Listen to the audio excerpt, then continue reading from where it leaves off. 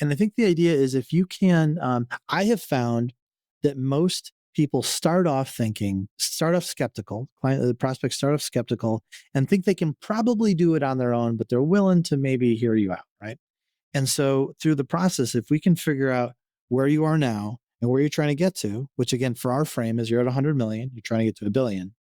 Um, well, that's a really cool goal. Tell me about, what you've tried already that, that didn't work. Well, we brought in a consultant that didn't work. And then, we hired this head of IT and that was a disaster. Then we did something overseas and that was a crazy waste of money and all this other stuff. And so, okay. And so you get to a place where you're tacitly both agreeing you're 0 for 5.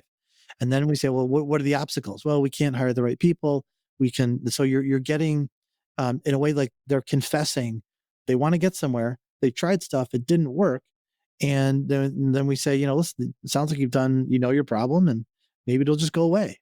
No, no, no, we need help. We need help.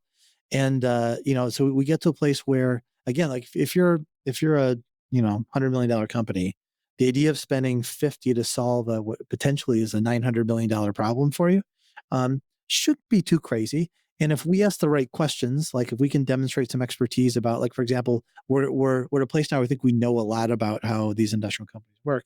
We know a lot about, problems you're going to have with inventory and sales and ERP and all these things. We can demonstrate some expertise. Then it's not as difficult a sale as it would be if they were just flip it around. If they're out shopping for assessments, we're going to be a price thing. But if we just show up, we have a business conversation about how to get you from A to B, and you confess that you tried some stuff that didn't work, it's not as hard as it can be.